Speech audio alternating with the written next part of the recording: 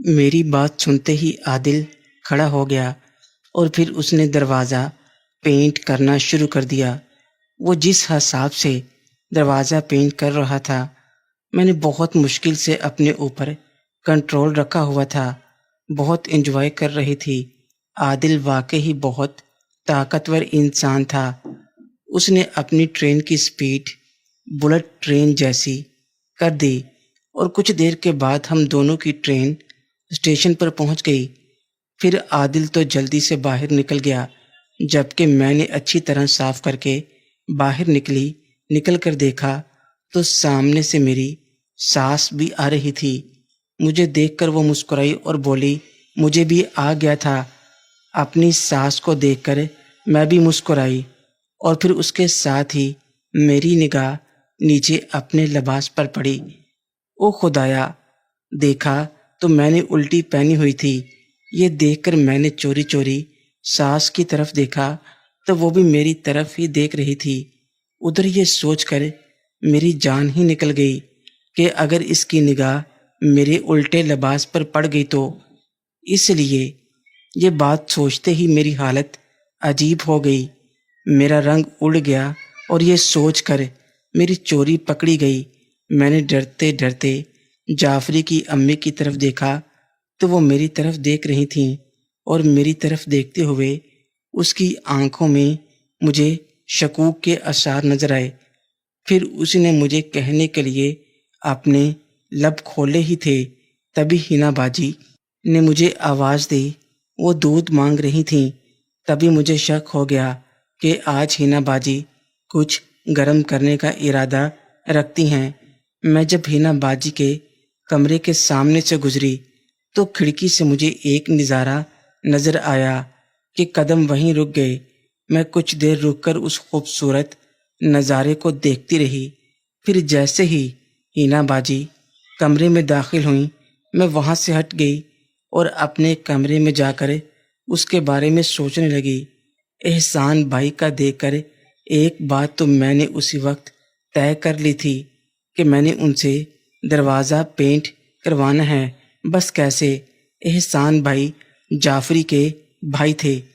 بس اسی بات کی پلاننگ کرنی تھی کہ اس کے ساتھ ہی مجھے اس بات کا اچھی طرح سے اندازہ تھا کہ عورت کے لیے کسی بھی مرد کو پٹھانا کوئی خاص مشکل کام تھا تو مجھے حنا باجی کی نظر بچا کر اپنا کام کرنا تھا۔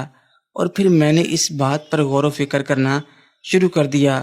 اس کے ساتھ احسان بھائی کے بارے میں میرا دوسرا اندازہ یہ تھا کہ انہیں بھی کیسر بھائی کی طرح دن میں دروازہ پینٹ کرنے میں مزہ آتا ہے، کیونکہ میں نے حنا باجی کے منہ سے یہ بات سن لی تھی کہ سارے لوگ رات کو کرتے ہیں، پتہ نہیں تم کو دن میں کرنے کا کیا مزہ آتا ہے۔ پھر میں نے فیصلہ کیا کہ آج کے بعد میں ان کا شو دیکھ کر سویا کروں گی، اور اپنے اس فیصلے پر میں نے پوری طرح عمل کرنا شروع کر دیا۔ جعفری چونکہ آفس میں کام کرتا تھا، اس لیے وہ جلدی آفس چلا جاتا تھا۔ اس کے برعکس احسان بھائی کا اپنا شو روم بھی، اس لیے وہ آرام سے اٹھ کر اور تسلی سے تیار ہو کر اپنے شو روم جایا کرتے تھے۔ ہاں، رات کو وہ بہت لیٹ آیا کرتے تھے۔ چنانچہ جعفری کو رخصت کرنے کے بعد ادھر ادھر کے کچھ کام کرتی اور پھر تھوڑی دیر آرام کرنے کے بعد صحن میں جا کر وقفے سے ایک نظر نیچے جھانک لیتی۔ کچھ دن بعد مجھے احسان کے روٹین کا پتہ چل گیا۔ عموماً ناشتے کے بعد ہر دوسرے تیسرے دن وہ حنا باجی کے ساتھ کام کیا کرتے تھے، اور زیادہ تر وہ حنا باجی کو ناشتے پر دروازہ پینٹ کرتے تھے۔ ہاں، اس دوران ان کا زاویہ کبھی کچھ ہوتا تھا اور کبھی کچھ، لیکن ایک بات تھی کہ ہر زاویے میں حنا باجی کا منہ نیچے کی طرف ہوتا تھا۔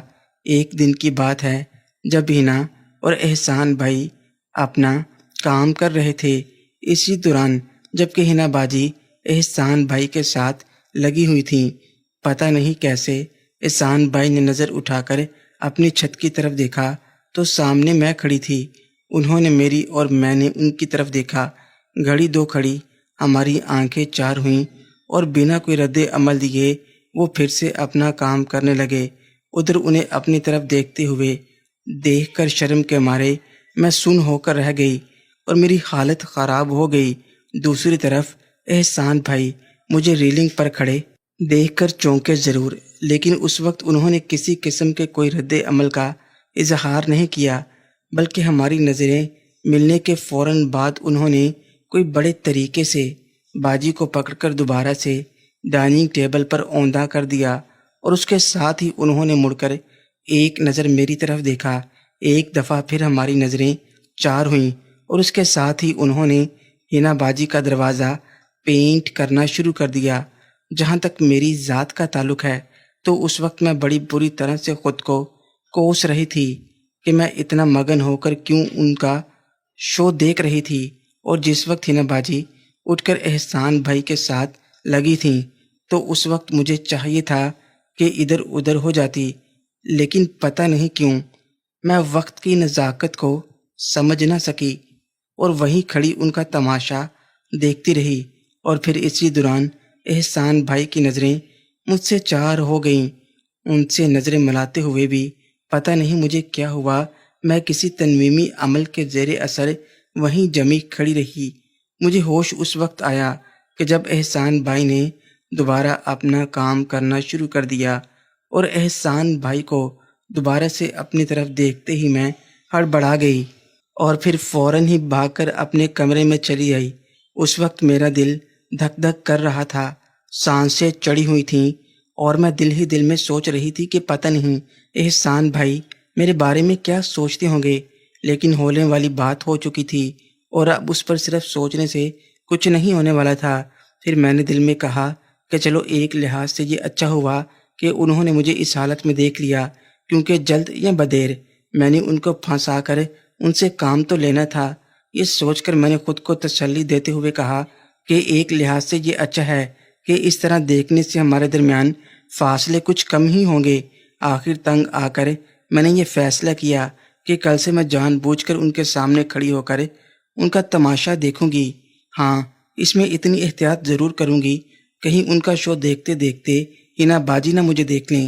یہ خیال آتے ہی میں کچھ ریلیکس ہو گئی اور اگلے دن کا انتظار کرنے لگی، لیکن اس سے اگلے دن تو کیا، اس سے بھی اگلے دن ان لوگوں نے آپس میں کچھ نہ کیا۔ اس پہ مجھے تھوڑی خود بدھ ہوئی تو پتہ چلا ہینا باجی کو خاص دن آئے ہوئے ہیں۔ اس کے باوجود بھی میں نے ریلنگ پر کھڑے ہونا نہ چھوڑا اور احسان بھائی کو دیکھتے ہوئے ان کو اسپیشل لک دینے لگی، اور ہینا باجی سے نظریں بچا کر کبھی کبھار احسان بھائی کو اپنے درشن بھی کروا دیتی۔ اس طرح سے کچھ ہی دنوں کے بعد ہم دونوں کے درمیان ایک اندیکھی انڈرسٹینڈنگ ڈیولپ ہونے لگی۔ اس سے کچھ دن بعد کی بات ہے۔ محترم ناظرین اور سامعین، اس کہانی کا باقی حصہ اگلی آنے والی ویڈیوز میں پیش کیا جائے گا۔ اگر آپ کو یہ ویڈیو اچھی لگے، ویڈیو کو لائک اور ہمارے چینل کو سبسکرائب ضرور کریں۔ شکریہ۔